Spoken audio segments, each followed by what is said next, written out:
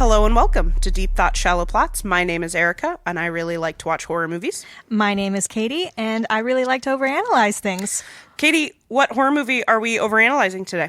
Today it is Ju-on, The Grudge. The original 2002 Japanese language film. Yes. Not to be confused with the 2004 English language version. They turned that out quick. And also not to be confused with the other films that came first in the Ju-on and the timeline. Yeah.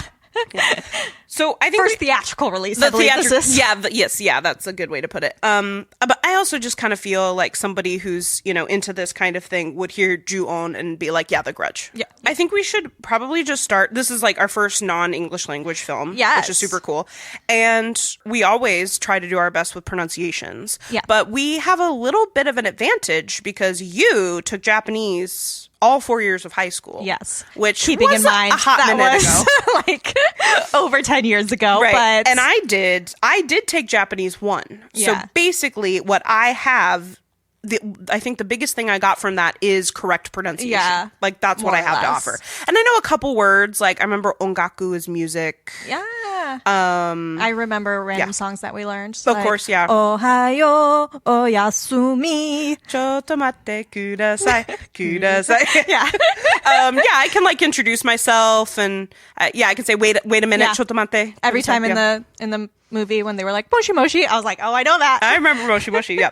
So we're going to do our best. And honestly, actually, as I talk about the effect and functions of ghosts throughout the world, there's going to be some pronunciation things. So, I mean, pronunciation has notoriously never been our strong suit. I mean, I feel like we always do our personal best, and that's all we can really do. Yes. So already not in English, so kind of adds like a layer of complexity, at least for me, to like kind of be able to really understand it and to overanalyze it. Yeah. But then we add the added layer of the storytelling being nonlinear. Yeah. Absolutely. I actually really like the nonlinear storytelling. Oh yeah. Oh my gosh. Nonlinear storytelling is so much fun. Yeah, absolutely. Yeah, and I think they do it really well. Especially, I mean, we'll talk more about specific characters, but especially with Toyama and Izumi. Oh, I love how their stories work out. The nonlinear part. Should we jump into the characters then? The characters in this film? Yeah. I mean, the way they split up the movie is sort of like by the characters. Sort of like these vignettes. Yes. Kind of, yeah. That are all intertwined, and some come before and some come after, and you kind of have to piece it together. Right, yeah. But we do start with Rika. Yes. Who is our volunteer social support worker. Social worker. So I was thinking, I was like kind of looking into it a little bit more because in the subtitles, the English subtitles, it says like social worker, right? Mm-hmm. And to me, a social worker performs a very specific function. Right. And then what I was watching the movie and as well as the 2004 American English language remake, that maybe social worker isn't a great translation. She's basically like more of like a volunteer carer. Like she provides care, which is not to me necessarily what social workers do. Yeah, and honestly not necessarily what the department she works for seems to do much of either. I mean, it's what their mission is, but I don't know. I have some complaints to file at that office. Right. It's interesting. Well, and then that just kind of made me want to know more about like how do social services work in Japan? Yeah. So we get introduced to Rika pretty much right off the bat, and she does, I think, to me, has a really interesting character introduction. Like almost immediately we see that she's like in way over her head. Yes, my girl. Not necessarily through fault of her own. No, she definitely is doing her best. Yeah. But they're putting way too much on her. Yeah, because like we find out that she's a volunteer. Like this isn't her job. And that makes me wonder is like, well then Rika, like she's supposed to be like a grown woman. I was like, well then how does Rika pay her bills? Oh, I don't know. Especially with how much of a time suck this volunteer job ends up becoming. Yeah. To say nothing of her time spent being haunted by ghosts. Exactly. So she's a volunteer, and what happens is that the carer who's supposed to help this family didn't show up to work for suspicious reasons, maybe? Right, yeah. Did that person already go to the house and not return? Okay, that's what I thought. In the American remake, they make that clear. Explicitly establish that. That was the vibe I got, but I wasn't sure if it was So they want her to go, and Rika's like, I'd rather not. I feel like this is... I just kind of like finished my volunteer shift and now you're adding something else onto my plate. Yeah. And then she does, right? And just honestly comes into a very difficult situation that she really does her best to handle. She really does, yeah. This place is a mess. There's clearly some elder abuse happening. Yeah, there's like really easy to interpret signs of elder and possibly child abuse. Yeah. And she's like trying to call her boss, like, hey, this seems bad. Like this maybe is above my pay grade. Yeah, which is $0 by the way. Yeah, and they're basically just like, let's wait it out. Or he's like, do your best. We'll send other people, but like, just keep and keep it's like doing this it. seems like kind of a more urgent situation. Definitely, like. Right. This woman is like lying in her own filth. This older woman who like can't really move around herself. The house is like a total mess. Yeah. It just seems like Rika is like ignoring really huge red flags. Well, I don't know. And to me, I almost wonder if it's because like other people, specifically other people in positions of power over her, are like telling her to. Right. Because like from the beginning, when she first sees the house, she gets like instant bad vibes. Right, yeah. You know, like even her instincts are like, something's not right here.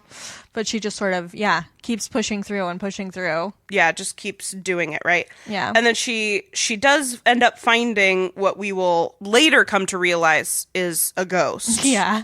Or do we already know that he's a ghost? Does the audience know that Toshio is a ghost yet? Well, we get the beginning, because technically true. the beginning sequence is really honestly horrifying imagery of a man cutting things up, and there's blood, and there's like suggestion of like, and he's like picking at himself, like his nails and his skin. And there's like, I mean, there's suggestions of, you know, this child being in a bad place. The cat gets grabbed really aggressively. Like there's suggestions of there being some sort of a domestic abuse situation happening. Right. Yeah. So I think we can infer. Right. So Rika is just off the bat in way over her head. Yeah. Right? And then it ends with her seeing the ghost woman, Kayako. Yeah. Attacking, I think specifically the older woman. Do we ever get the oldest woman's name? Sachi. Her name is Sachi. Okay, Sachi. Yeah, we see the spirit, the ghost, whatever you want to call it. Yeah, attacking. Kind of descending on Sachi. And Rika sees it and kind of goes catatonic. Yeah, she's just kind of left to witness it. Yeah. And then, becomes kind of catatonic and unresponsive. When other people finally show up. I know. But we don't even know that, because then we have our flashback to what exactly happens to the Tokunaga family and how they reach this point. Right. And so then that leads us pretty beautifully into the second little vignette. Yeah. What I think is really interesting, and we talked about this off mic, that the second little vignette is named after Katsuya, who is the husband of Kazumi, the son of Sachi, right? Yeah. And it's named after him, but like overwhelmingly, the focus of this vignette is his wife Kazumi. Yes. Which is interesting to me. I find it so interesting, and I think it's, I mean, to me, the obvious parallel is with how we have our main ghost, really, Kayako, who we learn her name. I'm not sure if it's where we first learn her name, but one of the places where we learn her name is when we see a police file about when she was murdered, and she's listed just as housewife. Right. You know? Well, that would be her occupation. Yeah. It's just like, she's like 28. She's so young when she died. Yeah. Yeah. And I don't know. I feel like there's a connection there with how, I mean, the franchise in general is really about how Kayako is this ghost who's, you know, this grudge ghost. This vengeance ghost. Yeah. But like, it's because of her husband, and her husband was really the malevolent force controlling everything. Right. You know? So it's like, yes, this is her story, but it's like his story. Right. You know? And sort of like in the same way we follow Kazumi as she's doing her housewife stuff. Yes. But then it's really about how her husband responds to it all, and how her husband gets sort of like affected by it and like gets kind of possessed by the original murderer. Yeah, he kind of does. Yeah, yeah. Which, by the way, is like, I think one of my favorite, and to me, one of the most effective scenes is when I believe Kazumi is, I don't think she's quite dead yet, but she's like, again, kind of like unresponsive. Yeah, in that catatonic. Yeah, because she's had an interaction with this ghost. And then Katsuya comes to like her aid, and then we kind of like see the transition so well, where he like, and then like it's just the simplest little thing, just a little shift in lighting, a little tilt of the camera, like just kind of bringing his head on down, his face, just changes, slight change in expression, and it is incredibly effective. Hands down. Like probably my favorite part of the movie. It's so well done. And then he starts, talking in ways that we know are not things that he would say. Right. Or things that, like, because Kazumi and Katsuya don't have kids. Yeah. Right? Yeah. So, because he's talking about, like, oh, that kid's not mine. Yeah, yeah. And she's like, you guys don't even have a kid. Yeah, I don't think she cheated on you. And there's not even, like, and there's no kind of allusions to, like, maybe she's pregnant, you know? No. There's which like could nothing. happen in some other version of this film, but, like, right, yeah, no. that's true. Yeah. But yeah, at this point, we're still sort of like, okay, well, this is weird, but we don't really still know what's happening because we don't really get the backstory of these ghosts for a while in this movie. Yeah, we are kind of left in the dark in that way. Yeah, we know there's a kid who's connected with a cat, and then there's a scary lady. No, there's a scary lady, yeah. Yeah, like, I was just kind of thinking, because, even though the vignette's named after Katsuya, it really does focus more on Kazumi. Mm-hmm. And I just asked myself as I was, like, taking notes, I just asked, what's her deal? Like, because when Erika comes into the house, it's really dirty, right? Like, Sachi is not being cared for, right? But then, like, even before that happens, like, before they die, before they're, like, killed by this vengeful ghost, like, the house is still a mess.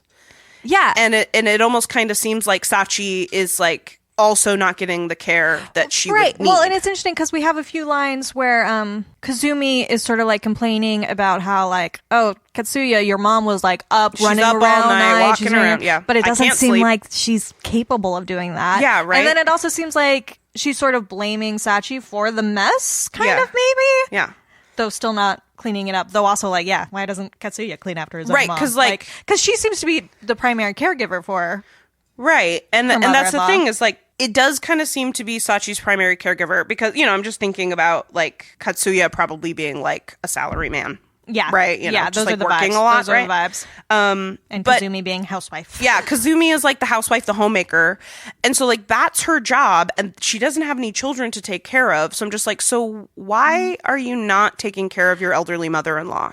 Yeah, and why not cleaning the house? Why not cleaning the house? And it's so interesting because, like, the way that it looks is just like, it just looks like there's trash on the ground. Like, you could really easily pick up that trash. Yeah, it's not like gross mess that would take like a mob or something. Yeah. I know, and I just wonder if that's because the curse is already setting in.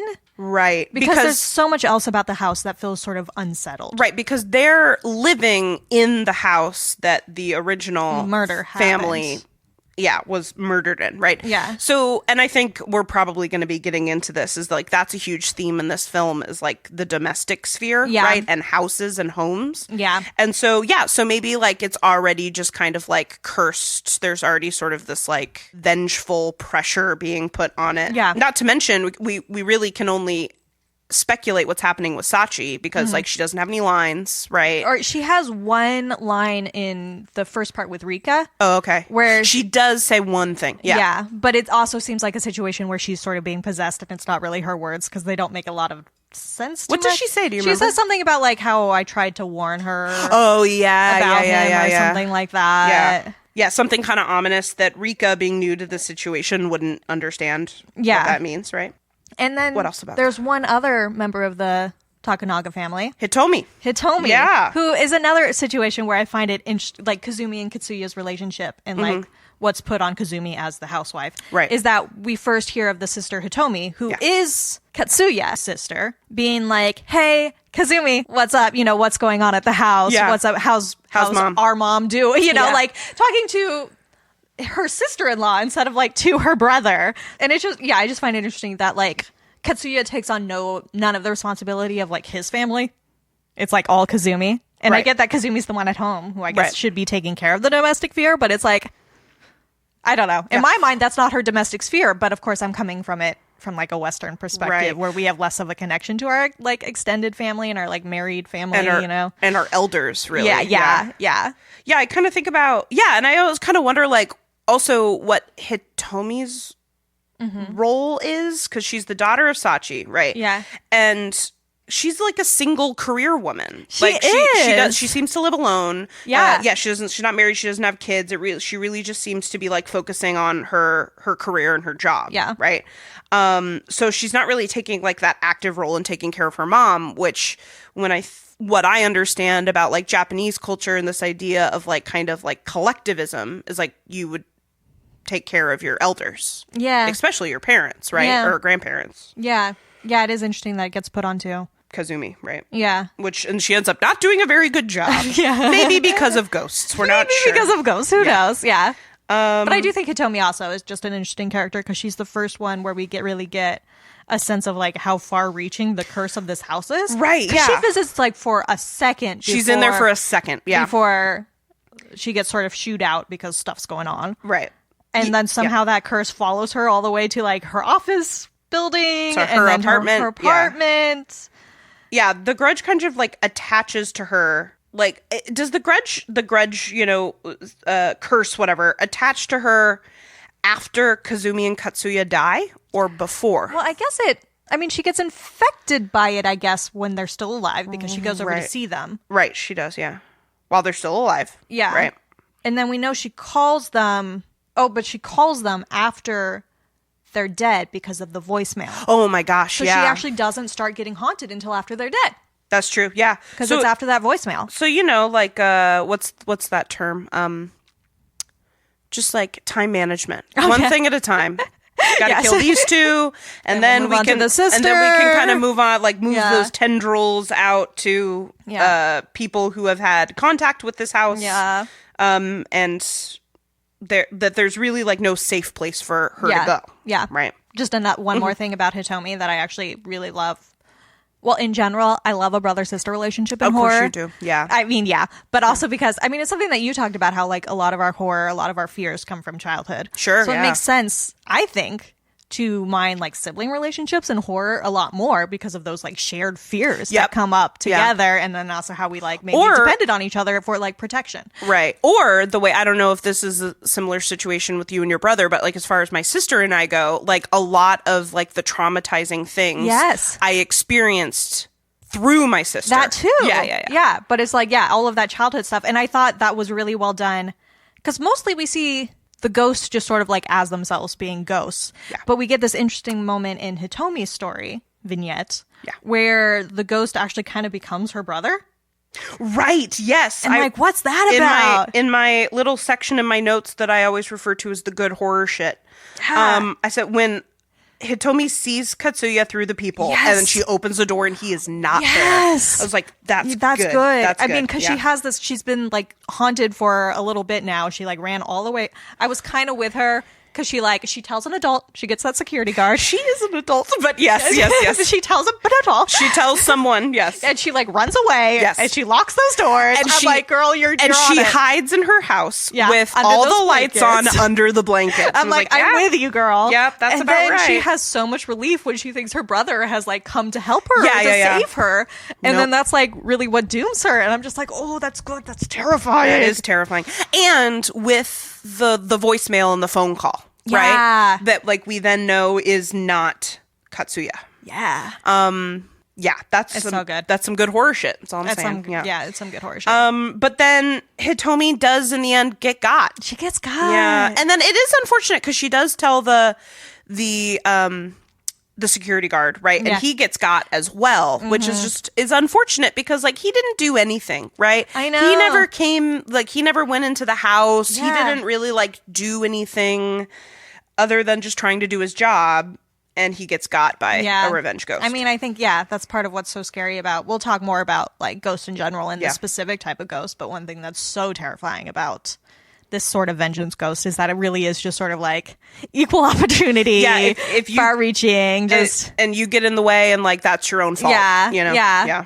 And like not even in the way, just sort of tangentially walk by. It's like, oh, you're infected now. Because it works more like an infection.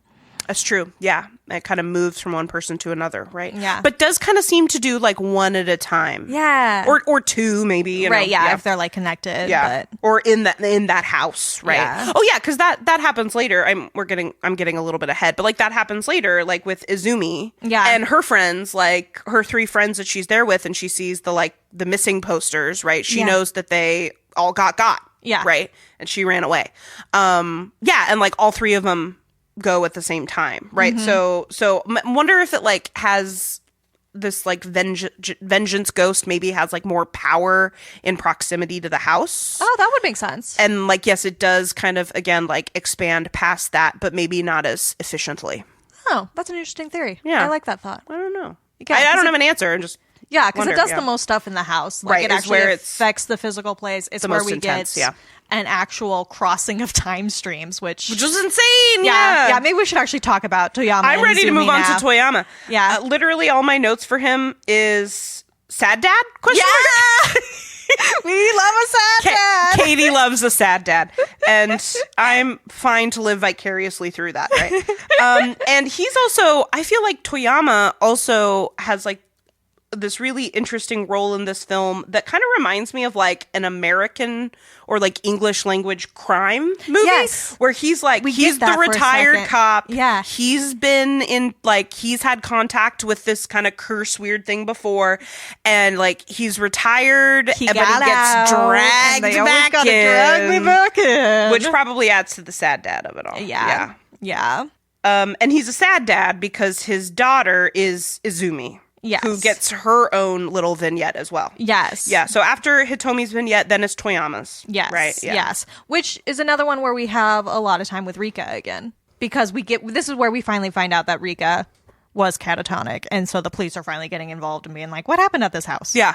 You know, and so we get a little bit of Rika. Now, and then is that when we find the bodies of Katsuya I think so. and Kazumi? Yeah. I in, get like, the last attic. 3 vignettes kind of mixed up and confused, but yeah. Sachi is dead. Yeah. And Rika is alive, but like not in responsive. good shape. Yeah. Right. And so Toyama's kind of like the investigator guy who's be like, I guess I got to figure out what's going on in this damn house, you know? Yeah. And then so those last vignettes kind of clumped together a little bit for me. And I was like, wait, when do we find out what? Right. Yeah. And then also this is, I think, really when like the timelines start to get messed up. And gets really interesting, a little confusing. Right? Yeah. So is it it is at the end, near the end of Toyama's vignette where, the weird time stuff happens where he's in the house and we've met Izumi as like a young girl. Yeah. She's little. Yeah. And She's then like drawing with chalk on the sidewalk. Yeah, Yeah. Cute little girl. just being a girl. Yeah. And then, but then he's in the house and he sees like basically a teenage version of his daughter, like walk down the stairs, look at him. Yeah. They clearly make eye contact. But then not say anything and just leave. Yeah. Right. And it's like, such a interesting ghostly haunting. Right. And it shows the power of the house. And then isn't that also when a couple other investigators also, again, get got? Yeah. They all get got. And once again, I think he tries to run away. He tries to burn it all down. Yeah. And not a bad idea. Not a bad idea. No. But it does not go well But for it him. doesn't work, right? What more about Toyama other than the sad dad of it all? Actually, perhaps instead we should posit that it is a sad daughter story. Because he dies I feel like a sad dad often has like a kid in peril or a kid who's dead already. Kid who died, yeah. Whereas this time it's we get to Azumi's story and it's really about her dealing with her grief over her dad dying under pretty mysterious circumstances. It turns out When he she did was quite escape. young. Yeah, we find out he did escape from the house for a while and then died later in a way that maybe seemed like it was a suicide. But we know better. We know. Right? Yeah. Yeah, there's that really heartbreaking line where Azumi's mom sort of notices Azumi starting to act weird, like doesn't want to leave her room. Yeah. She keeps putting like newspaper over her windows and stuff, talking about people are watching her or whatever. And her mom says, that's what my husband was like before he died. Yeah. Which is such a heartbreaking thing for that mom to be going through. It is heartbreaking, but then I'm just like, so then mom, like, get her some help. What are we doing about this? Yeah, like if you think that this what's is the like game plan? Some sort of like suicidal depression situation, like what?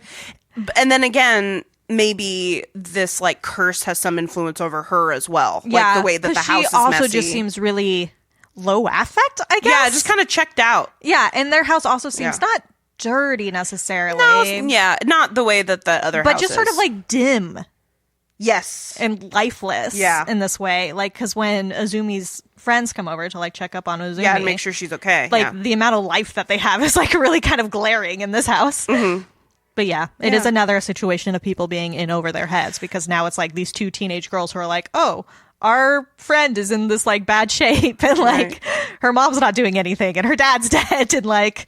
And died under mysterious circumstances kind of a long time ago, right? And then also, these girls... are also have to be aware of the fact that like 3 of their classmates are missing or just disappeared, right? Yeah. And do they know about Izumi's involvement or presence on because the night in question? Azumi confesses it to them. They in didn't her bedroom. know. Yeah, I don't think they knew before she says it. Right. So Azumi's just dealing with a lot. Yeah. Which is another good horror moment too, is when they get the photographs back from the class trip. Yes. And it turns out all the pictures of the girls who were like missing, somehow those pictures, even though that was before they went to the house, I assume, somehow the photos are infected with it, or did they all die later? It's my understanding that those pictures were taken after they went to the house. The house, yeah. So, but the infection is showing up in the pictures, and then they die later? They don't die in the house? Well, I mean, they go missing, quote unquote, later. Her friends find photos of her and her friends' eyes all blacked out. Yeah. So that must, that the friends who end up going missing, who we know get got by the ghost, right? Yeah. So maybe it is kind of retroactive. Yeah, I don't know. Maybe they were like marked, you know. It's this, kind of interesting idea of like fate happening in this movie. It's just like, is it, and sort of kind of what I wrote down is like this sort of nihilistic idea. It's like, doesn't matter what you do. Yeah. Doesn't like just. Yeah. I mean, yeah. Yeah. I was thinking of it as sort of being like stuck in the cycle. Yeah. That like the past is the future and the future is the past. Yeah. In the way that it doesn't really matter when the photos were taken in comparison to when they went missing. Yeah. You know?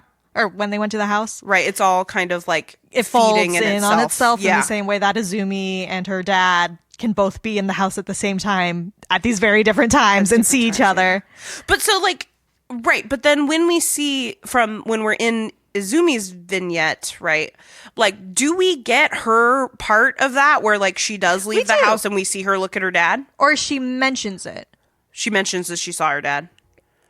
I think she does, because then later in her house, right before she gets got, as we keep saying, gets got by ghosts. Yeah. I think she talks about, she's like kind of talks to her dad, quote unquote, about like seeing him or like feeling him there. Mm-hmm. So yeah, I don't know. And then Izumi ends up meeting the same fate so many other people in this movie do, right? Yeah. And where does that happen again? It happens in her own home. In her own home, yeah. And the ghosts take the form of the other girls who went missing. Right, yeah. I wonder if that's something that the curse does, because there's the thing at the beginning. The thing at the beginning says that, like, when you come in contact with the curse, a new curse is born. Right. So I wonder if that's part of it, of how it's able to reach outward, yeah, and how it's able to take on these new faces, like, you know, Hitomi's brother showing up, right, or like her missing friends showing up, is because it's technically a new curse, right, rather than the same curse, and it like maybe is their ghost rather than like the spirit of Kayako. Something like that. I don't know. Yeah. And then we end with Kayako, which again, this last vignette is really focused on Rika. Yeah. Yeah. And her friend Mariko, who we kind of met before, who I have questions about their relationship mostly. Does Rika have a crush on her? Oh, yeah. I mean, Rika knows what is going on. And like, the way they interact and the way that Mariko's the one who shows up at her bed. Like, who else does Rika have in her life? Right. To show up at like her hospital room. It's Mariko. Yeah. Which is interesting. And then she realizes... I mean, her freaking boss at at whatever her volunteer job is could be bothered to show up, maybe. I don't know. Doesn't he end up dead, too? He probably gets got. I think he ends up dead. Definitely another one of the social worker people ends up dead. Someone could have shown up, yeah. Because somebody finds his body. Right. I don't remember if it was the original social worker or her boss. But anyway, her boss. Yeah, anyway. And who cares about that guy? Yeah. But yeah, but Mariko's like the only person in her life who's there. Right. So which is interesting. Yeah. And then she finds out that Mariko is going into the house. Mm-hmm. And she goes back into that house. And I'm just like, damn, Rika. You love this woman. Not necessarily romantically, but like, you know, as like whatever way. You must love that woman so much. Yeah. To do that. Because that seems terrifying, to go into the house where you know there are like ghosts and a haunting and like... Yeah. And because now we're back into more linear storytelling after 2 vignettes where like time means absolutely nothing. Yeah. Now all of a sudden we're back in linear time, and this is taking place after Rika's initial interaction in the house, right? And she's still going back in. So she's like, she has like that interaction with the ghost or the spirit or whatever, with the grudge, right? Mm-hmm. And then is unresponsive for a while, is hospitalized and makes a recovery. Yeah. Somehow. Yeah. Right? Yeah. And like we sort of see a hint that she's still being like haunted That's or right, something. because she does see She wakes up with like black cats all over her Yoshiko. bed. Also, like in that lunch scene with her friend, she looks under the which table I wonder and is sees when, the little boy. Is that when Mariko gets infected? Maybe. Yeah, what are the circumstances in which Mariko goes to the house? For some reason, she's a school teacher. Right. And for some reason, that little boy is enrolled as one of her students, but obviously has not been showing up to school. And probably hasn't been for a while. I know. I know. We don't really, with the nonlinear storytelling, we don't really get like a timeline. But still, I Is think this days? Is it weeks? But still, this would have been long enough that that first family who started the Grudge died. Right. And at least one new family has moved in and been possessed by it. So, like, that's got to take time. Yeah, right? So, like, yeah, there's no way that this boy would still be enrolled in any school. So, I don't know if that's part of the Grudge reaching out. I mean, in the same way it can make phone calls and stuff. Maybe it can also just put a child on a school roster. Right. And, I mean, it can infect photographs. Why not? Why not? What else? Yeah. It's just a way to lure her in because she's been, like, infected now. Yeah, his name is Toshio. Toshio. Which, because Toshio, we see him several times over the course of the film after he's already dead and a ghost. Yeah. And he actually, of like the ghosts, I think he's the only one who he speaks. Because it's not Rika finds him. Because he's like in that like boarded up closet, remember?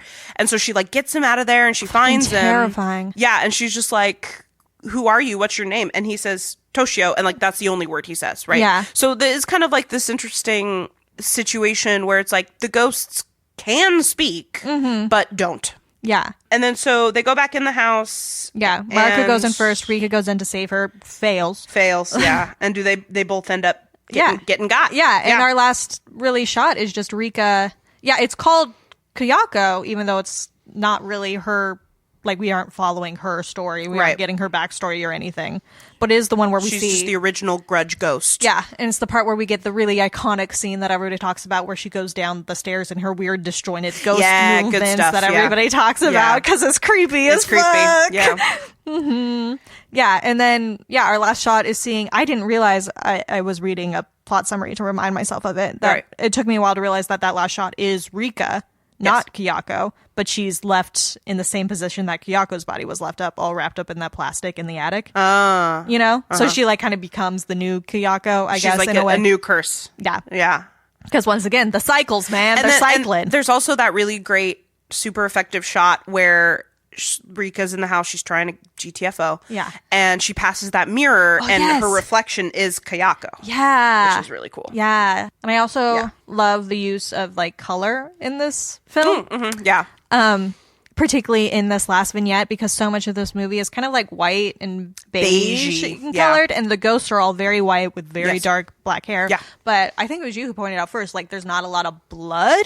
No. For a lot. We get that first scene which has some blood. Yeah. And then only here in the very end, like Kayako doesn't have blood on her, and then suddenly she's covered in blood. Yeah. You know, and then we see the ghost version of her husband who did the murder and started all this. Who also, I'm not sure if we ever get his name in the movie, but I'm sure he has a name now. But yeah, him. And he's like kind of in color too, in a way that the other ghosts aren't. Right. And that's another interesting thing about the ghosts is that sometimes they look like ghosts. That's true. They're like white. Like very, very white with the very dark hair. Yeah. And then that might just be because they're Asian. You know, that they're Japanese and are going to have darker color hair. Yeah, but just like the stark contrast. Yeah, definitely the stark contrast. And then, but then sometimes like Toshio shows up and he just looks like a little boy. That's true, He doesn't look like a ghost. Yeah.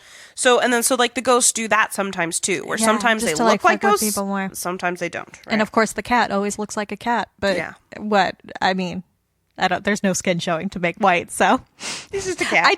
I did briefly look into black cats in Japanese culture, just because I was like, I know in our culture they're like quote unquote bad luck, yeah. you know. But I was like, I'm pretty sure that's not the case in Japan, because I know cats in general are like generally lucky. Yeah, they're lucky. Yeah. Right, and there are some like different yokai, like ghost, mischievous spirits, creatures, things like that can be a little more mischievous. Cat versions of them, I mean. Yeah. But yeah, a lot of their cats are lucky and stuff. And black cats in particular are considered lucky for like young unmarried women, because they bring in suitors, which I just thought was like such an ironic choice for this movie, because all of this original problem starts with her husband and her potential lover, maybe, or who he's accusing her of being her lover. So like having this black cat bringing in suitors, maybe being like bad luck instead. Right. Or like, because what is just sort of just remains an unanswered question for me is that this man who kills his wife, and his kid and his pet cat, right, is motivated to do so after finding out his wife is in love with another man. Yes. Like, what I think he finds like letters. I think that's what the backstory is. Yeah. So it's not in the movie, so we don't really know in just this movie. Definitely. Right, good point, that we're referencing other things in like this, which this I'm film not series. super familiar with, because I've only watched the one movie, but I have seen things that's like, maybe, it was like maybe her professor or something. Yeah, like and so we don't have any evidence that like there's actually like physical cheating happening, but like there's probably like definitely some like emotional cheating happening, right? So he's motivated to do this awful thing because he thinks his wife is in love with someone else, but he's also possibly cursed and acting crazy before that. I don't know. And then you were mentioning how like in another film in the Ju-on series kind of like retcons it a little bit, where Toshio is like an evil kid. Yeah, some sort of malevolent spirit inside the kid or something. So how did a malevolent spirit get inside Toshio? Yeah, well, and it's something about how Kiyako also is more of a malevolent being already, or like a bad person, and like, or something, and like they try to like, I don't know if whitewash is the right word, but make the husband seem like less of a fucking murderer. Like retcon. It's like retcon. Yeah, it's a retcon. Yeah. When it's like knowing that like this movie, like he really was inspired in writing this movie by like a rise in domestic abuse cases, to then change the domestic abuser to be like sort of the first victim instead is like an odd choice. But he wasn't the one who made these later movies. That's true. Yeah. So. Yeah, because, as I was watching, when we were watching this movie and we were figuring out, okay, so like what's this episode going to look like, right? Yeah. I was just like, okay, so basically to me, this movie is about two things. Yeah. Ghosts and spirits. Yeah. And like how we see things that are like dead come back, things that we think are gone, that are in the past, come back, and they're not, right? Yeah. Or this movie is about domestic violence. Yeah. And I was like, wow, which one do I want to talk about for a couple hours more than the other, right? So that's why I told you, I was like, I just want to talk about ghosts. Can we just talk about ghosts? Yeah. Can I make a quick argument, or at least a quick lay out the pieces for why this film is about domestic violence? Oh, absolutely. Because it totally is. I mean, we know it is. Yeah. But I just want to sort of like put it out there. Absolutely. Like, exactly. Yeah. Because I think that this let's curse... get into the themes. Yeah. And we'll just start there. Because I think the curse, the grudge, whatever we want to call it, really chooses victims in a way that sort of reflects the sort of violence that a lot of societies like to sweep under the rug. Absolutely. So like we have like the domestic sphere sort of abuse, like spousal, child, elder abuse, which we've already talked about, are very present in this movie. Yeah.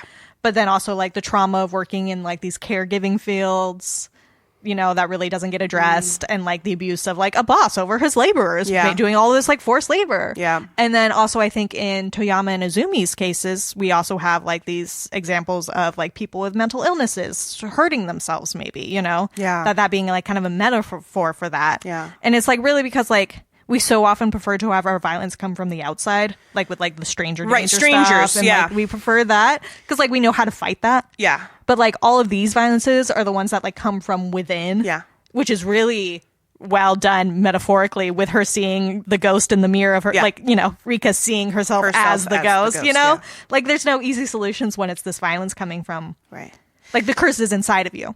Yeah. And it honestly reminds me of, as a teacher, I'm a mandatory reporter. Yeah. Right? And the idea of mandatory reporting is like relatively new.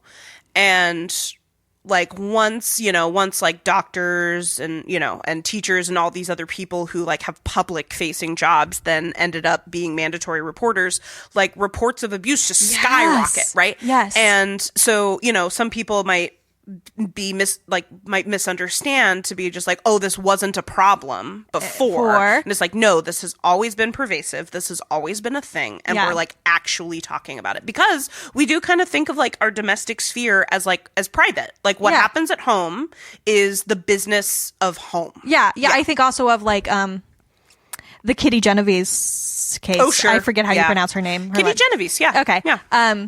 How some people talk, that was the case. That was this whole deal about how like bystander effect, where it's like people won't do anything to help out and other the people. Immorality of living in a city, which has been disproved many times. Not even close. But one of the people who didn't do anything when they heard a woman being hurt outside, some of them said, well, I thought it was an argument with like her husband or her boyfriend, and that was not my business. Because that is sort of the idea. So it is a case of there just being like, the way this haunting works in the domestic sphere is like a haunting that's like a lack of safety in the places where like we're most supposed to be able to be safe. Right. And it's sort of like ability to breach the domestic sphere into and infect outward every other part of our lives. Yes. Yeah. And just to give some specific examples of where we see this like as a very clear metaphor. Sure. That part I was talking about where the grandmother, Sachi. Yeah. Not grandmother. Older mother. She's sort of muttering to Rika that she told Kazumi again and again. In this way that's like, I told her and she didn't listen, and again, that I don't know, just from the beginning really set me up to be like, oh, this is like kind of a domestic violence story where it's like, you can tell people in these situations again and again, like it sounds like somebody, you know what I'm talking about? I'm not making myself clear. Like the way that when we see or think that somebody we care about might be in a domestic violence situation and you try to offer them help. Yeah. But sometimes they're not ready to leave the situation yet, or there just isn't a good way for them to be able to actually can't. And I feel like this course also has that, where it's like you can see the signs of it, but there's like often not any way to leave, and like it's coming for you too. I mean, there's of course, like we already said, the explicit thing of like the original murder being because she had another man. Right. This isn't my child. And the way that the most terrifying part, like we talked about, was when Katsuya gets possessed by that guy and gives that line. It's so fucking terrifying. Yeah. And so simple. Like that's what gets it. Like you don't need like a huge special effects budget. Like it's just lighting and camera work, man. Yeah. Like I said, also with the teenage girls suddenly being responsible for their best friend, who seems like from the outside, not knowing about ghosts, seems to be having a psychotic issue of some sort. Yeah. Like some sort of break, like something is happening. And they're not equipped to deal with that. No, that is not their responsibility. Yeah. But there's like nobody else to help with that. Yeah. We're not talking about it. It's in the home. It would be like Azumi's mom's responsibility. And she's like, not. Yeah. So then it's like, what are those girls supposed to do? Yeah. And then also I think even a little bit with the cops and with Toyama getting pulled back in, where they're like, you're the only one left who was involved with the case. Right. Just this sense of like, well, again, of the infection of it, of how everybody got, but also just the sense of like I think there's also a little bit of like the abuse of labor and how we don't really take care of, like, I got like PTSD vibes from him.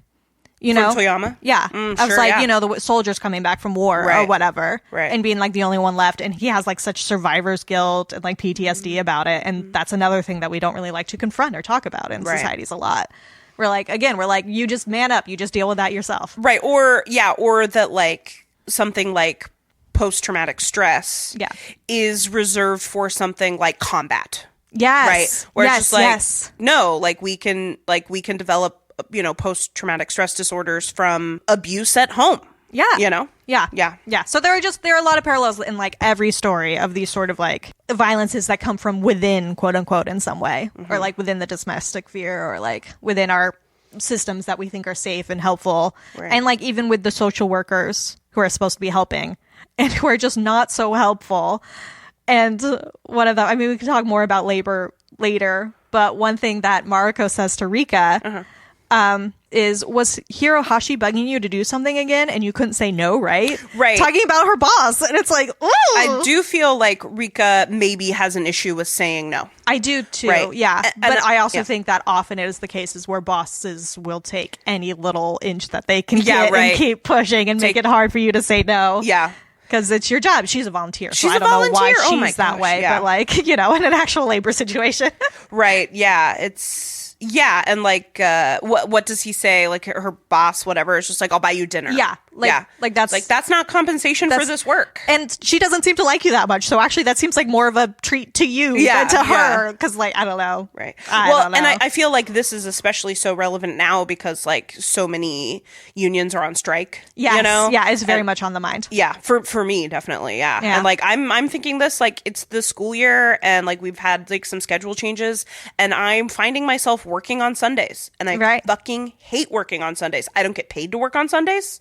Like I'm not it's not my contract hours. Right. But it's like always been the case for teachers. Yeah, it's as well, and like we thinking about like the inherent like femininity in or female sphere of domesticity and those kind of caregiver positions like and we can caregiving and teaching and we can also think about how a lot of those jobs were originally more dominated by men and then once women got involved in them, that's when they started to be paid less and disregarded and treated worse when they suddenly became more women-focused jobs or women-dominated jobs instead of men-dominated jobs. Like, there's an absolute sexism issue there. The idea that any sort of caregiving, like whatever specific instance of caregiving is just like not highly valued. Yeah. The way that Katsuya job of like being a salaryman, right? But this is also just I know that this is just pervasive in Japanese society. Like people work, like that's what you do. That work. Because we also see it with Hitomi,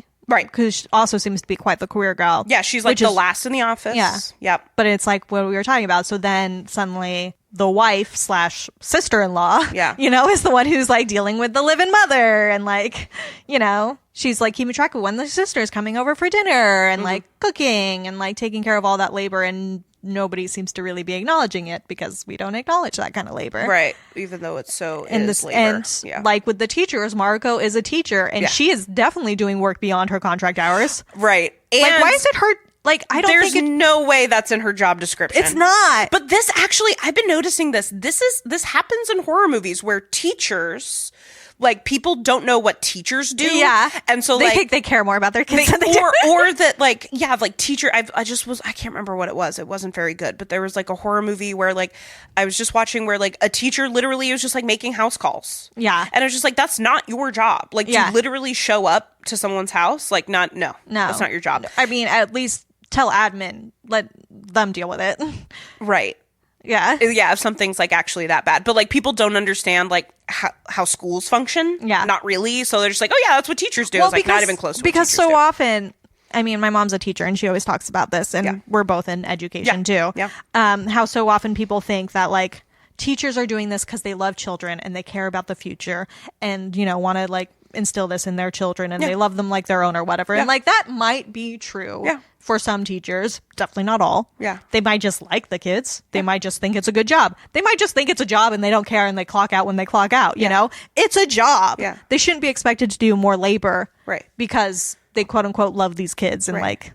Yeah, like I know I derive like a great sense of purpose from being a teacher. Yeah. Like I know why I'm waking up every morning. I know like I'm trying to help these kids and, make things easier for them. For like the things that weren't easy for me, like make it easier for them, you know, like help them figure out who they are as human beings. Yeah. And I deserve to be compensated fairly. Yes. For that. Yes, exactly. It's not an either or. It's a both and. Yes. And I imagine that's probably the same in the sort of like caregiver social work stuff that like Rika's doing, where it's like she's a volunteer and it's like, did she agree to like deal with like bodily waste and the amount of cleaning that she's doing that's in that a biohazard. house? Yeah. Like, did she have training? Like, like what the fuck? Yeah. Well, yeah, and especially it does seem maybe this kind of goes with like the kind of labor that we just assume, right? It's just like you, especially in a culture that has a long history of like, venerating your elders and taking care of the older generations of your family, like your parents and your grandparents. It just like maybe just seems like it goes without saying, like, yeah, you're gonna take care of. Yeah. Even if it's not your mom, it's your mother-in-law. Yeah. Like, you're going to take care of her. And even Rika, who's just a volunteer, it seems like she she like kind of thinks about it, but not really. She's just sort of like, okay, well, I'm going to clean this house. Let me get the vacuum. Yeah. Like, she doesn't even really think about it that much as like an option to just be like, no, I could just say no to this because I'm a volunteer and this is above my ability and responsibility. Haven't been trained for this. It's not in my job description, all that stuff. This wasn't my house call to make. We were supposed to have somebody who's an actual trained professional do this. Like, come on. And Erika's not there to put the two and two together that, like, where's the trained professional who's supposed to be doing this? Where are they again? Yeah. They're gone? Yeah. They didn't show up to work? That's unusual. Right. Yeah. But again, that's also not Rika's responsibility. That's like her higher up's job, her employer's job, whoever her manager is, to be like, oh, let's make sure we have the right people doing these jobs. We're not just throwing some young volunteers at it. Oh my God. In my notes, I did like, in the notes I was taking as we were watching the movie, and it like really early on, we meet Rika and like we see, you know, her working situation. And I just wrote like, workers are exploited just like in the US. Hey-oh. And like that, I don't know, actually kind of made me feel like better. You know, just like, well, at least it's not just a US thing, you know. It's all capitalist societies. So we absolutely have this labor thing and like the idea of like the labor that's valued versus not valued, the labor that's just expected versus the labor that we like would consider going above and beyond or whatever. Yeah, and a lot of that labor does come again within like the domestic sphere, or the right? The caregiving sphere, which we associate with women, right? And then like the caregiving sphere and like domesticity does then also feed the theme of domestic abuse as well. Yeah. Right. And I think also something that's really cool and kind of like a theme, I think we're going towards talking about the theme of like the home more specifically. And I love actually the physical space of the home and how there's like, the way it's shot really sets you off to feel kind of like ominous about it. Like we get that shot kind of from above where the lamp overhead is like swinging. Right. And like everything's sort of tilted in the way that it's shot or in the angles of the house that's like unsettling, and like the clock is sort of swinging at an angle that everything feels unsettled because the domestic sphere is not operating as it should be. Right. This is not a place of safety. Yeah. You know? And it's the same thing with that, all the filth around the house, all the stuff that needs to be cleaned up. And it's trash, like, and it's like, is it the people being infected by the curse, or is it the house itself sort of just generating all of this unsettled stuff somehow? Because it makes the house itself unsettled and ominous, and like in the same way that all the domestic stuff is unsettled and not operating in the way that it's supposed to be, quote unquote. Or it's just like a little bit of both, you know. Like, well, because the whole point is that all of this, you know, this disturbance of domesticity is like being caused in its root by this ghost. Who was a housewife and is now no longer a housewife. Right, She's something terrifying who's going after. Right, because of the circumstances in which she dies. She becomes... because they kind of give us a little... They lay it out for us a little bit in the opening credits. They tell us what exactly the grudge is. So Ju-on is... the grudge itself, or is Ju-on the name of like the spirit? No, because Ju-on means like grudge curse or something like that. Yeah. So like that's because of the Ju-on, because of the curse. Yes. Then we have this sort of like spiraling out from within the home, like spiraling out to the rest of society. Yeah. And it's because, in a way, because the sort of like compact of the domestic sphere of the way it's supposed to operate, of like perhaps of the husband going out to work and the housewife staying home and taking care of the kid and taking care of the sphere, like that gets disrupted either by her having an affair, oh God, or by him being an abuser and kill, you know, like, you know, being violent. Both of those go against the, you know, traditional compact of what the house is supposed to be, the home is supposed to be. And so we have a housewife who becomes a monster. Yeah. And a child as well who becomes a monster. Can I talk about Ghost now?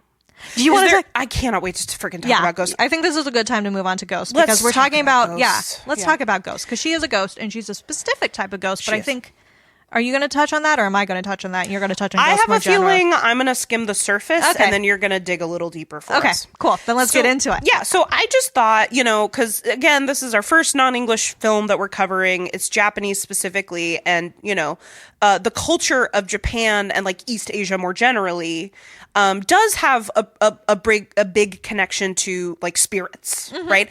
But so do a lot of other cultures, right? So like actually a lot of global cultures throughout like all of human history overwhelmingly have some understanding of ghosts or spirits. Like pre-Abraham, we're talking, right? Right. Because we all want to know what happens when we die. Right. And we might call some of like our earlier human understandings of like ghosts or spirits, like we might call it animism. Or we might call it like ancestor veneration, right? So like, do you want to just like in a sentence or two explain what animism is?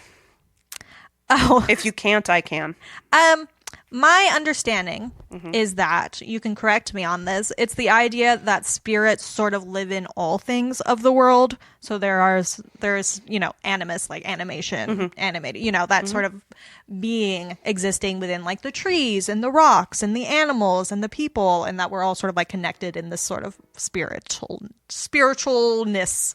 And like giving respect to that, and like giving respect to the animal before you hunt it and eat it, and being respectful to the land and the give and the take of the world. Right. Yeah. That's my understanding. Yeah. It's just like this belief that objects, people, places, all creatures, not just humans, have a distinct spiritual essence, like a soul. Right. And so all things, even like words, can have like a soul, right? That's really cool. All things, I believe that. Yeah.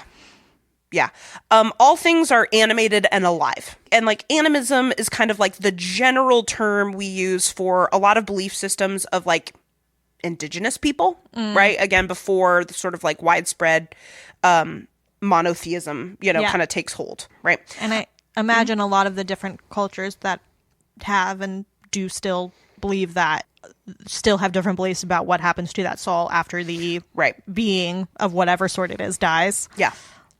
And then there's the other part we might call it like ancestor worship, ancestor veneration. Right. And that's more about the soul after death. Right. So, it's more based out of like love and respect for the deceased, usually specifically deceased relatives. Right. You didn't need to be related to them, but you know, the relatives are like the most important. And I imagine there's also a sense of like what a relative means to one culture might be different to another, because it might just be the people in your village or all your relatives in a way, or just like the important people of your tribe or whatever word you want to use, your culture, your people, the heroes of the past.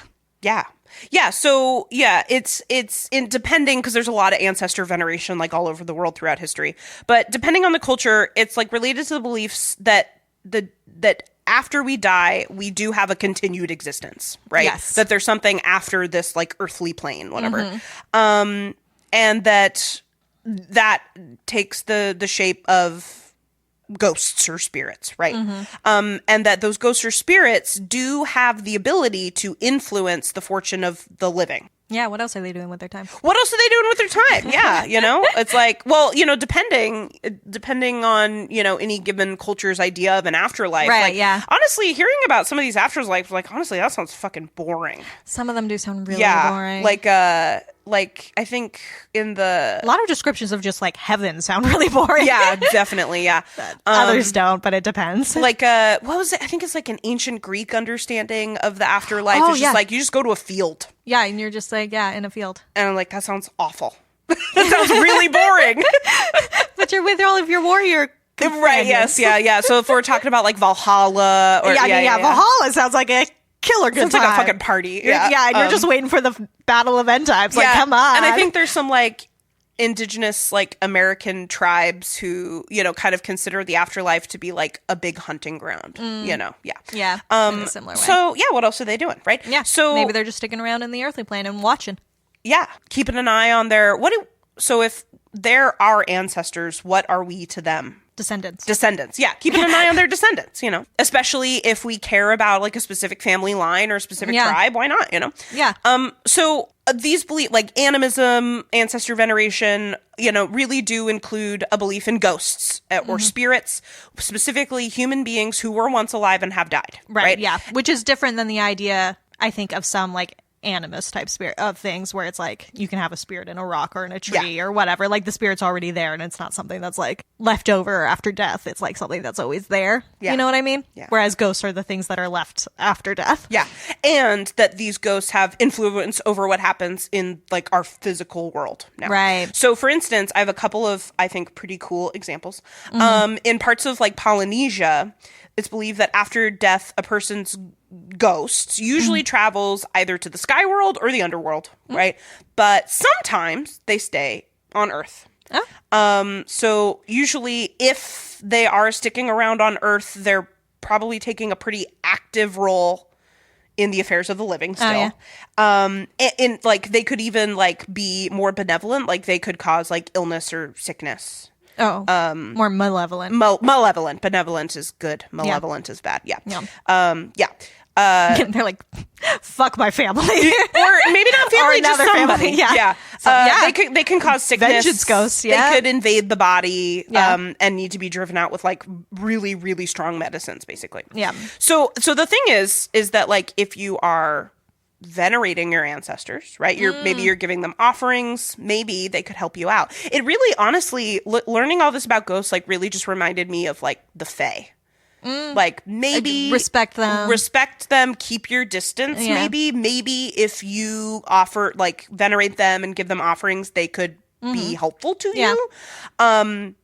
Or not. I right? mean, it's also a lot of early conceptions of like polytheistic deity situation, like the Greek gods also were like, be respectful of the gods, but watch the fuck out. Yeah, I actually don't disrespect the gods; they will come for you. I found this, but if you do respect them, then like they'll totally show you their favor, and you might be their favorite, which can be its own problem. Honestly, I found this quote attributed to Confucius. I don't, probably a lot of things are contributed to. That's respect ghosts and gods, but keep away from them. Oh yeah, and it's like that pretty much sums it up. Anyway, so maybe these spirits or ghosts could help you out, but if they die tragically or violently, or this came up a lot in a lot of different cultures, if they're not buried properly, then they can come back and be vengeful. I mean, that's true with like when we were talking about the vampires and stuff, all of the specific burial rituals to make sure things don't come back.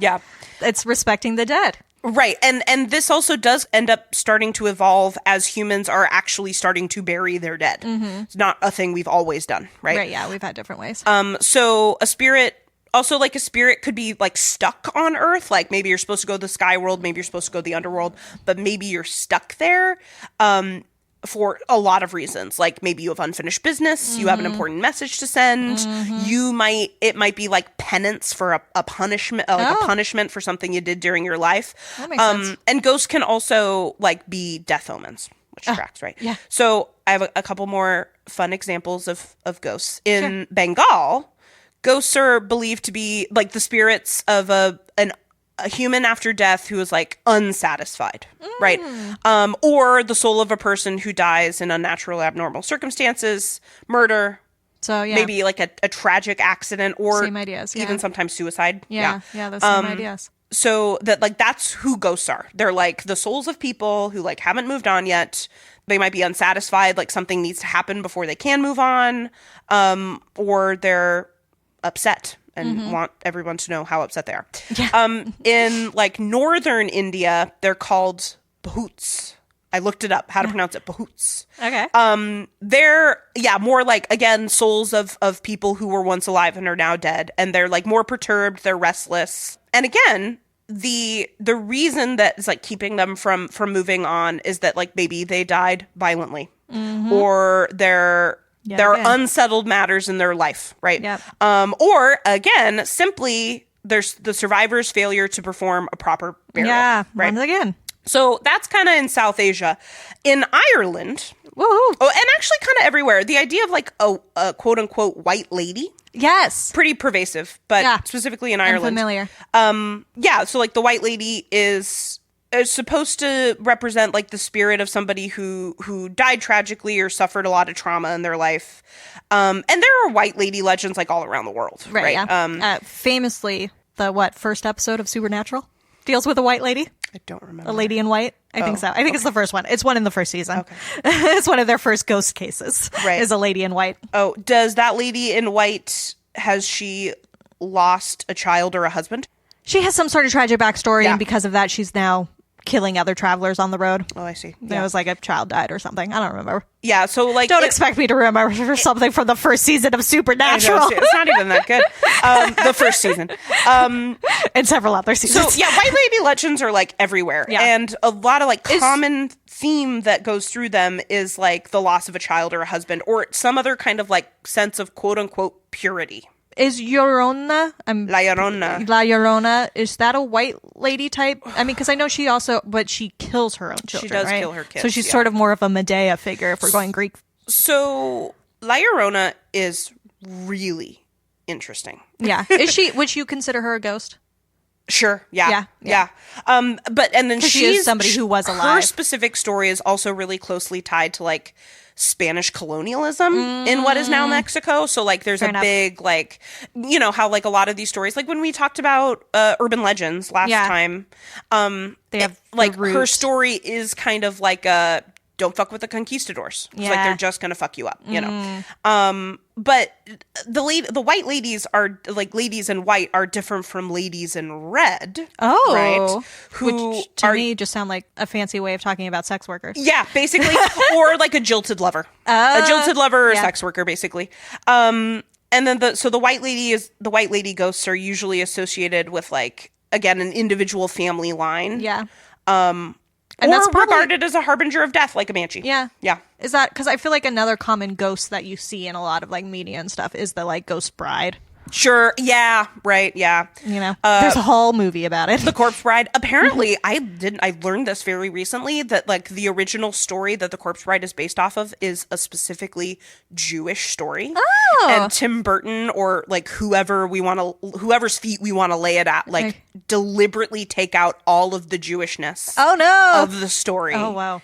Yeah. To like, I don't know, make interesting. it more palatable to audiences. Probably, but- white supremacy. I don't know. Or because the version of the story that they got, maybe it wasn't even deliberate. Just the version of the story they got had already had that much Jewishness removed from it. Maybe, Because so yeah. much always gets removed. yeah. So That's interesting. I'm going to look more into that. Yeah. Yeah. So yeah, brides. Yeah. Whole Yeah. thing.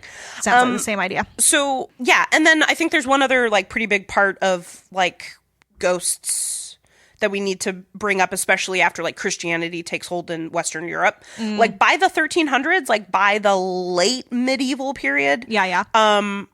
ghosts are considered to be like basically spirits of people in purgatory. They're not in hell, they're not in heaven, right? They're somewhere else. They're in purgatory. So they serve a lot of purposes, right? So they're able to like warn the living of dangers of sin. Okay, Right. And yeah. like Useful. tell them, be like, please, like, don't like repent your sins, you know? The very classic Scrooge. Yes. Getting visited by the Christmas story. Wait, Christmas story? Why doesn't that sound right? No, it doesn't sound right. Christmas Tale? Christmas Tale? Is that a Dickens? Yeah, it's Dickens. Christmas Carol. Carol. God, Christmas we're so Carol. dumb. Yeah.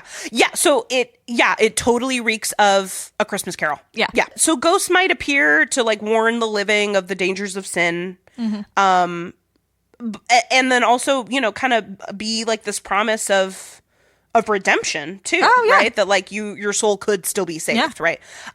They're also like they might appear to ask the living for like prayers to end their suffering, to like get them out of purgatory, right? Is this different than? Yeah, that probably is different then. There are a lot of stories of, like nuns and priests or whatever in the Middle Ages who have sightings of different saints. Sometimes Jesus himself, but also like Yeah. Virgin Mary and like other saints and like these interactions with these saints. But you probably wouldn't call them ghosts because they're saints, so they're in heaven, and so they're more of visions. Which is like a different category. But like the saints are like absolutely part of it. Yeah. Right? Yeah. Because they were once human. Right. Yeah, that's what I'm thinking. But then they've sort of become something more than, in a way that maybe these purgatory ghosts haven't really become more than, at least not yet, because they're still waiting on They're that still ticket in to heaven. purgatory. Yeah. And so like, especially in medieval Europe, like ghosts could kind of be put into two categories, like the souls of the dead. Yeah. People who were once alive and are no longer, or demons, obviously. Obviously. So like, but if a soul of a dead person is coming back, it's usually for specific purpose. Again, unfinished business. Yep. maybe being improperly buried, vengeance, whatever. Yeah. To deliver a message, right? All these same things. Or they're a demon. And the only reason they're there on Earth is to torment and tempt the living into damnation, right? But apparently you could tell them apart pretty easily by demanding their purpose in the name of Jesus Christ. Obviously. Yes, obviously, duh. So the soul of a dead person would be like, I just need to like tell my daughter that, whatever. Yeah, I've got this business. Here we go. And a demonic ghost would be banished at the sound of the holy name, obviously. Obviously. So... yeah, and we actually see this in a lot of other cultures, like dividing ghosts into two camps, friendly and unfriendly. Right. And there are in a lot of cultures like a specific time of year where it is believed that ghosts are just around, right? So a lot of Asian countries have like ghost festivals. Yeah, I checked. Japan has one. It's in August. Yeah. Obviously we've got Samhain with the Celts, and we've got Dia de los Muertos in Mexico, right? Yeah. All of our amalgamated Halloween stuff. Right. And so, my kind of guiding question through this research is like, what function do ghosts serve? Yeah. Why ghosts? Yeah.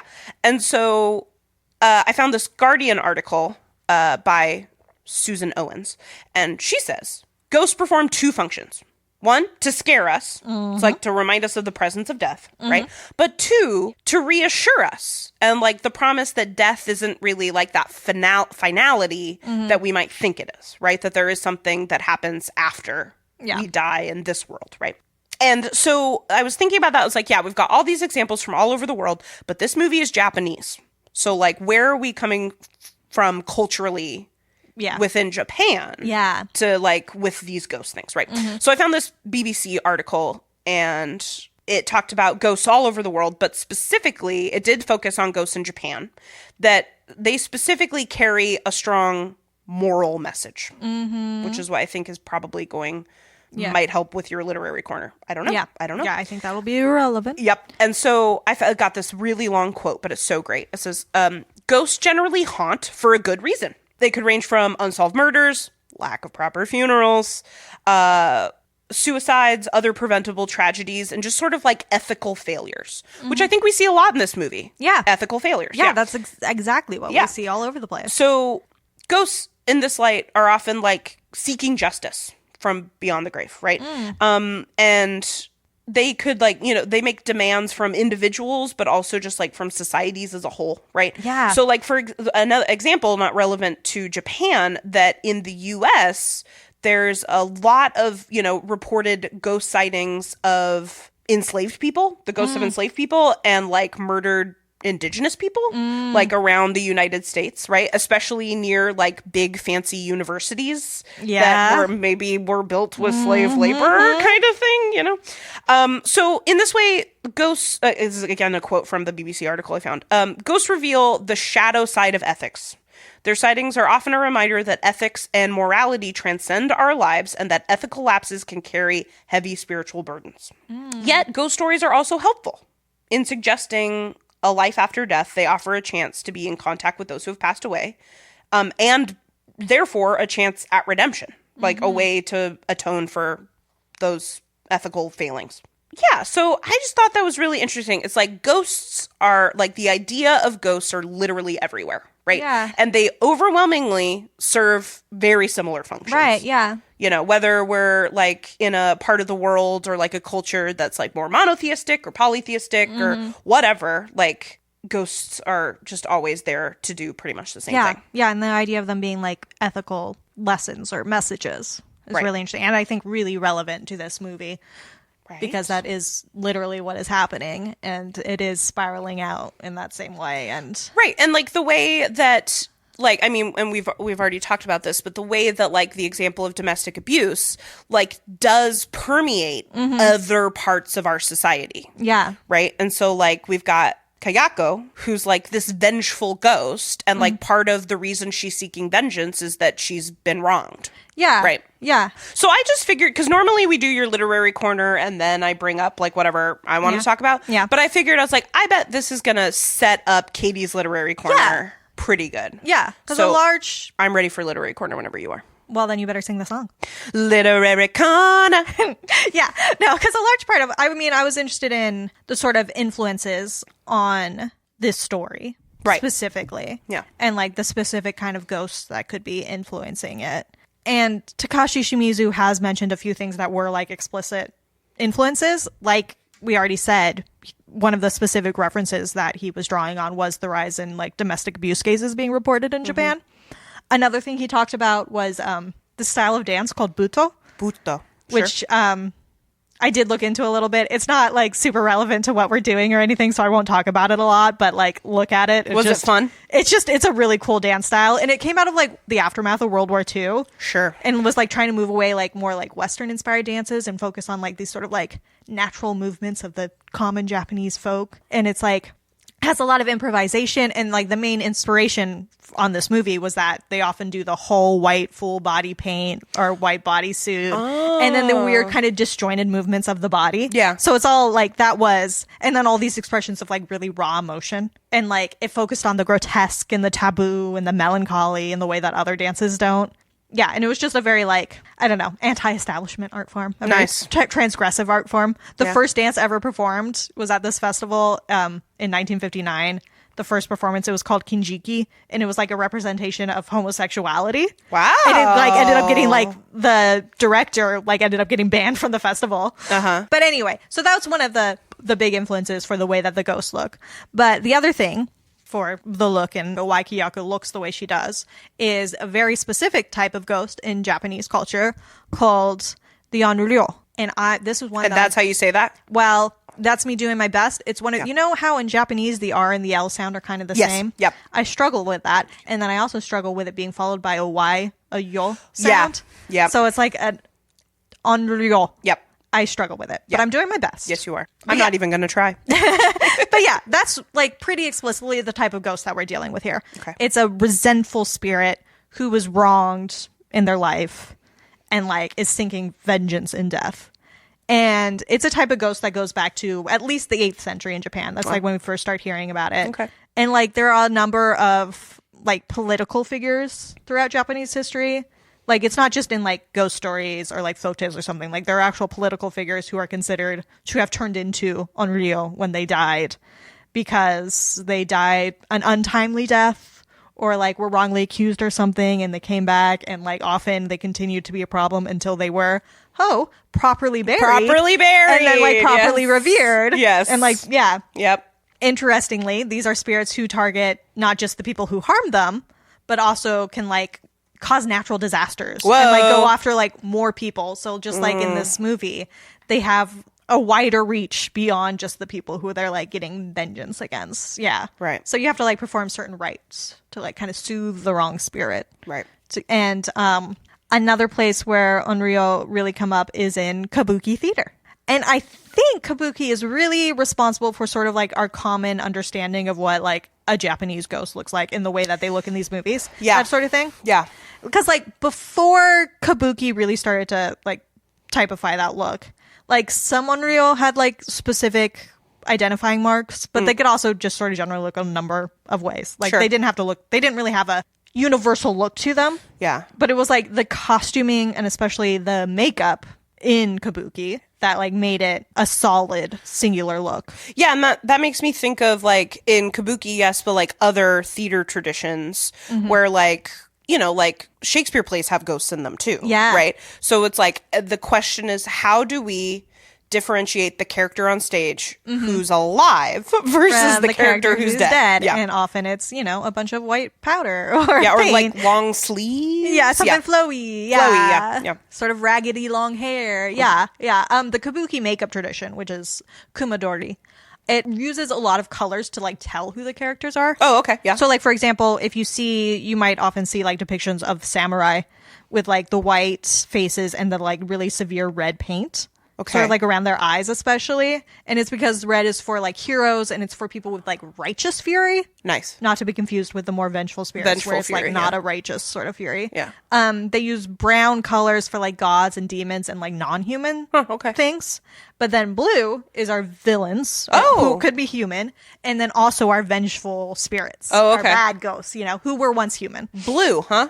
Yeah, blue or indigo. Okay. Yeah. And ghosts particularly are always identified with they're wearing their white burial kimono because white is the like mourning color in Japan. It's so they're wearing their burial kimono. They have their unkempt long black hair, and then the white and blue colored faces. So like, I think this is why I, for the longest time, didn't really realize that there was a difference between the Ring and the Grudge.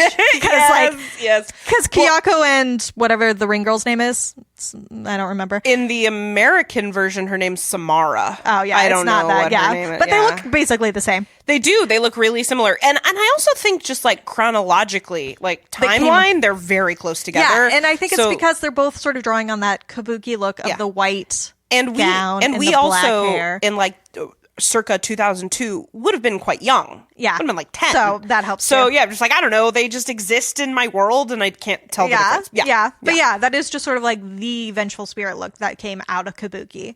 And there's a really famous ghost story in Japan called Yotsuya Keidan, which is just the ghost story of Yotsuya, which was first staged as a kabuki play in 1825. Side note, it was performed as part of a kabuki double feature. Oh!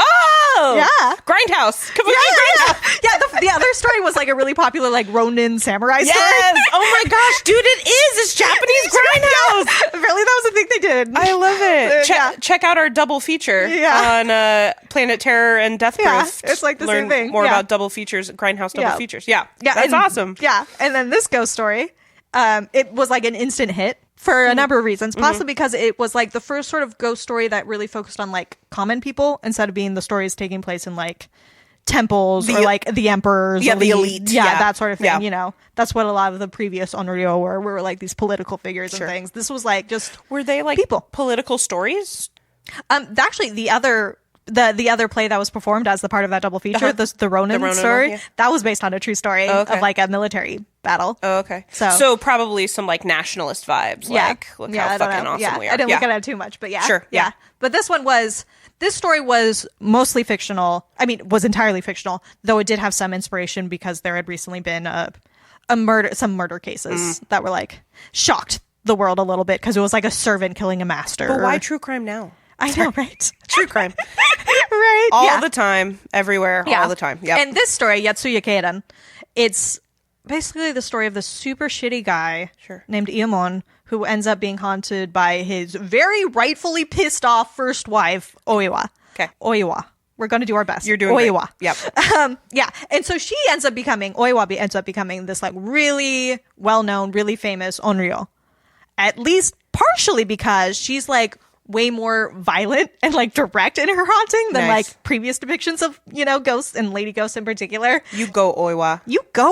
Yeah. Yeah. And there's actually, I mean, she's probably even more of an influence on The Ring because part of what happens to Oiwa before she dies is that she either by her husband or by her husband's, there's like different versions of the story because it becomes so popular. Of course. So it's either her husband or her husband's like a rival for her husband's affection gives her a poisoned like face cream and it disfigures her face and like makes one of her eyes like droop and weird. And I think that's something that happens with the Ring girl too, like her face, one of her eyes or something.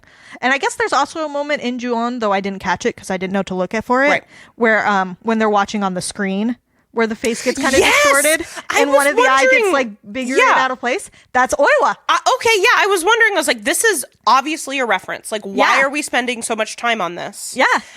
Okay, thank you. Wow, yeah, that answers that question for me. Because I was like, why are we doing this? When Hitomi's like hiding with the lights on under her blankets and the TV's screen, on. Yeah, I vaguely remembered it, but I didn't know what it was talking about. And it's like, that's Oiwa. Wow, okay. So it's like a pretty direct. And reference. I think she also has some other interesting parallels with Kyoko. Most notably, these are both tales of domestic abuse. Yeah. Like, wherein the victim, she can't really protect herself in life, but she is able to get that vengeance in death. Yeah. So, like, there is this thing about, I saw some different articles talking about Oiwa and why she was so popular when she first arrived. And it's maybe because it was at a time when, like, women in Japanese society, this would have been, like, the Edo period in, like, 1800s. Okay. The women in Japanese society were, like, really keenly feeling their oppression. Yeah. And so, like, there was this thrill in seeing this like gentle housewife type victim being turned into this like righteous tormentor of her just super shitty husband. Sounds really familiar. Yeah, and it might have also been kind of thrilling for the men in the audience too, to as like a horror story. Yeah. Right? And so that's sort of the same thing we're talking about with Takashi Shimizu talking about how he's like really writing Ju-on in this time of domestic abuse cases being on the rise in Japan. And like that's why he wanted that to be a central ghost story. Yeah. And so like just as with Oiwa, when we're watching Kyoko, we see her go from this like powerless victim who like all we know is she was a housewife. Like we don't really know anything about her. She's not really a person. At least not in the first film. Yeah. And then she becomes this like extremely powerful supernatural being who's like just fully and violently expressing her fury, her very understandable fury.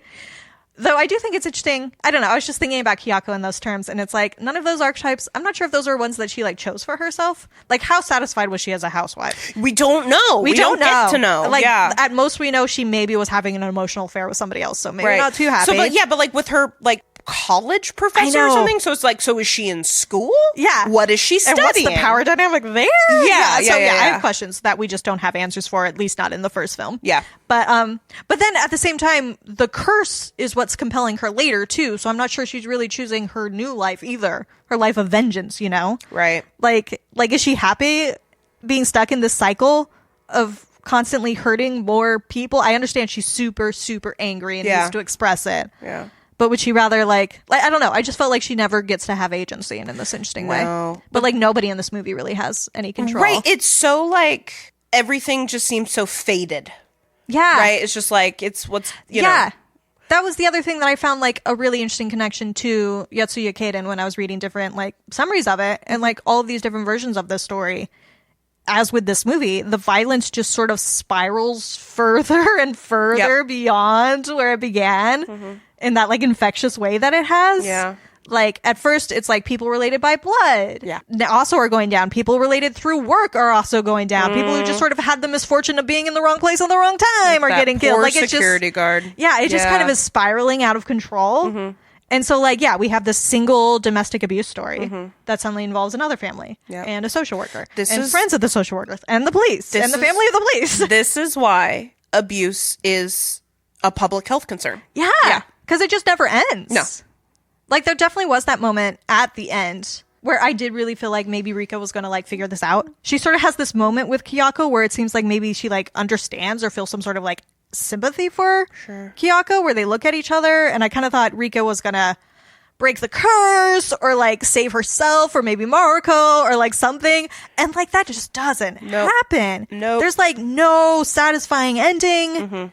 Like we talked about, her corpse just sort of becomes a reflection of Kyoko's corpse. And it's like, the cycles of abuse continue. And it just continues. And there's like no satisfying ending. No, there's not. Which, honestly, in a horror movie, I like. Yeah. Like, it doesn't need to be a happy ending. Right. Yeah, so we could like just think like, you know, come away with this feeling of just like, oh, you know, like it's fate. We don't actually have control over our destiny. It keeps just cycling and cycling through. There's no escape from it. Yeah. Or we could girl bossify Kyoko. Yeah. They're just like, fucking get those people. There is this thing with Oiwa, who even though she is a fictional character, there is now like a supposed grave where she is. Oh. And so when people, because this is such a popular story that gets retold, like there have been movies and other plays and things like that. When people do that, it's sort of like considered really dangerous because of her spirit. And unless you go and pay your respect at her, especially whoever might be playing her, like really needs to go and like pay your respects to Oiwa and really show that you're like are there, that you're on her side and you understand where she's coming from and like that she's right. She has every right to be upset, like to be vengeful. Like So there's definitely a way you can feel that with Kyoko, where it's like of course she's fucking pissed off. Yeah, I don't blame her. Yeah, and it's like, well, maybe the way to end this cycle of abuse was actually at the beginning. You know, like none of this should have happened to begin with. It should have all been caught earlier. And then there are so many other instances where it's like, well, somebody should do something earlier. It shouldn't be reaching this point. Yeah. So that's my thoughts. I love that. Yeah, so many deep thoughts. So we were trying to think of like a game to play for this and didn't really come up with one. Yeah. So But you had a good idea. Yeah. I just had this idea of like, what are our own personal experiences with like ghost stories? Yeah. Or just ghosts Ghost in sightings. general. Ghost sightings, whatever. So I don't know. Do you want to go first? Should I go first? Well, because mine is, I think what I want to talk about is that I was really hesitant to do any sort of ghost movie, ghost horror. Like, the reason why I don't, for the longest time, didn't think of myself as somebody who likes horror stories is because the more supernatural horror stories with ghosts and demons and monsters freak me the Which fuck is out. It has like it always like flows and like comes into fashion, goes out, but like right now American horror films are like very focused on supernatural elements. Yeah, totally. Yeah, there have not been a lot of horror movies that I've been watching these days. Right.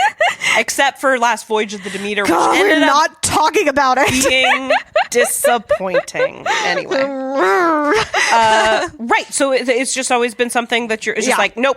Yeah, any versions of it. I was surprised by how much this movie actually didn't end up scaring me, but I was thinking about it, and I think the reason is because it was such an iconic film with such influence that a lot of that imagery, like her coming down the stairs or coming out of the blankets, the covers, under the covers. It's a reference you already understand. Yeah, they're references that I've seen before, so I've been sort of like inundated already, inoculated to them. If that was the word. Yeah. I've already been inoculated, so I wasn't like too freaked out by it. I did, however, not the night we watched it, but like a night or two after that, I was sort of like not quite asleep, not quite awake, and I started hearing meowing. Well, coming from very near my head. That I knew wasn't any of our cats. It wasn't? No, because I looked around and there was no fucking cats. I was going to say, it's like, you have 2 cats. I know. Katy. So I know. Of course, my first thought was ghost, and then I was like, no, I have cats. You have no cats. fucking cats. Yeah. My window was open though, and there are neighborhood cats. Okay. So I'm pretty sure it was a neighborhood cat on the little carport roof by my window. However, scary. Very scary. Yeah. The only other thing close to it, that obviously was not an actual ghost. Sure. And the only other thing I had where I was pretty sure I was being haunted was I have had that like sleep paralysis demon situation. Oh, yeah? Mm-hmm. Yeah, I've had that where I've woken up and it was me not able to move and hearing somebody just sort of like cackling. Ooh, scary. It was the most terrifying moment of my life. I believe it. Yeah. I have actually, for all of like the issues that I have with sleep paralysis has never been one. Yeah. I can't say I've ever experienced Yeah. it. That's the only time I've experienced it where it was like something really terrifying. Yeah. Other times Scary. I've just been sort of like stuck and I've been like, wait the fuck, get the is fuck going up. on? Yeah. Yeah. But that one was, oh my God. I have had like, not recently, certainly like as a child and into like adolescence, I would have like a nightmare and then I would wake up and from the nightmare and just like I could move but was too scared to. Yeah. Like I just needed to like stay still for a little bit. Yeah. But like Yeah. I could move if I know. That's why I really appreciated Hitomi sort of like under the blankets. Under the blankets, that is where it's lights safe. on. Yes. Yeah. And of course, that's still where the ghost got her, which is, but again, that is imagery I've seen before.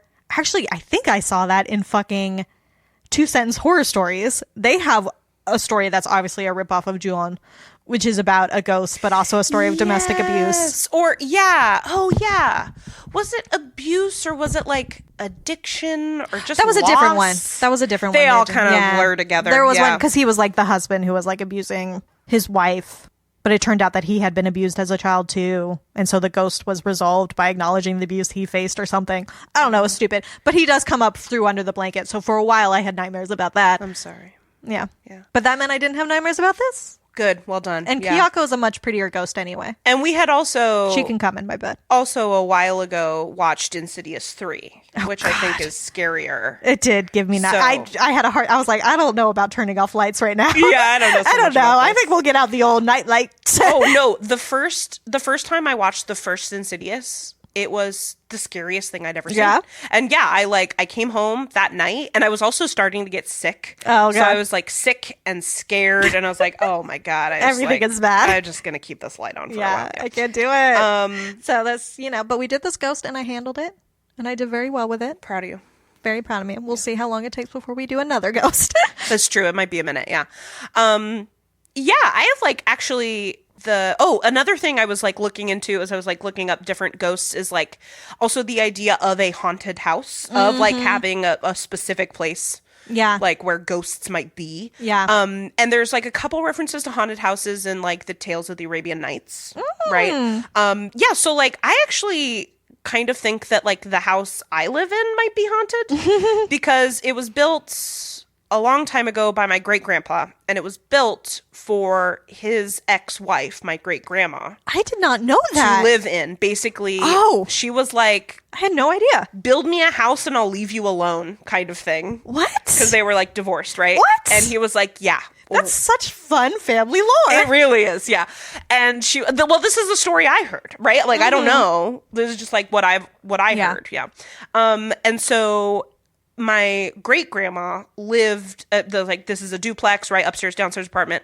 Like, my great grandma lived up here where I live now. Oh. And it's my understanding that my great grandma did die in this house. Oh God. Right? Yeah. And so I remember when I was like growing up and living downstairs, I would like, because my brother lived up here, but he was like, he worked nights. Oh, so okay. I knew he was gone nights, but like I would sometimes like hear like footsteps upstairs. And I'd be like, I know Thomas is at work. Gotta be great There's grandma. no one up there, right? Yeah. You know? And so I would like hear footsteps. And then, yeah, sometimes downstairs, like just like I never like saw anything, but it's just like that go-to ghost shit where like cold spots. And like I would like smell what just smelled like a really like floral perfume, you know? And like I remember talking to my dad about it once, and he was just like, yeah, that like might be my grandma, because it's his grandma, Yeah, right? It might be grandma.